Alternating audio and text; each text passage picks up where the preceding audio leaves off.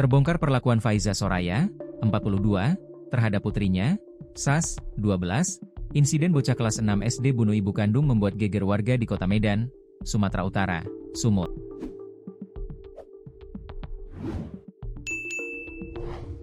Tak main-main, bocah kelas 6 SD itu melakukan penusukan terhadap ibu yang melahirkannya sebanyak 20 kali.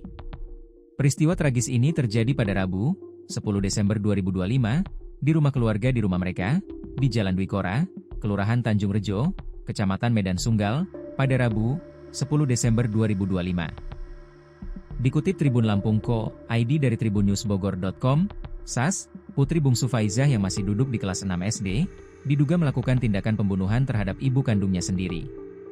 Kejadian ini mengejutkan warga, mengingat keseharian Faizah dan Sas yang dikenal ramah dan harmonis. Hingga kini, suami Faizah masih berada di Polrestabes Medan bersama kedua anaknya, Sas dan AJ.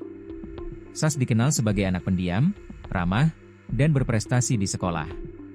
Sifatnya yang tertutup membuatnya jarang berinteraksi dengan tetangga, berbeda dengan kakaknya AJ yang lebih mudah berbaur.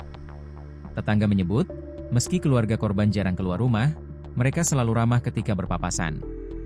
Ketika berpapasan barulah mereka menegur kami. Korban memang tidak pernah bergaul dengan tetangga dan tidak pernah keluar, ujar salah satu tetangga. Rekan-rekan Faizah menilai korban sebagai sosok yang baik dan lembut.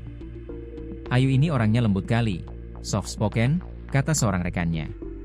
Kepala Lingkungan V Tanjung Rejo, Tono, menegaskan hubungan Faizah dengan anak-anaknya harmonis. Bahkan perlakuannya ke anak begitu dekat, salah satu yang sering terlihat adalah mengantar kedua putrinya ke depan rumah saat hendak berangkat sekolah. Akrab seperti anak sama mama, gak ada jarak lah. Pagi berangkat diantar ke Grab, diberikan sarapannya, bekalnya, ujarnya.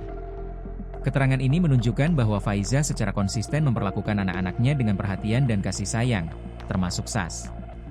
Keakraban Faizah dengan Sas juga terlihat dalam unggahan media sosialnya.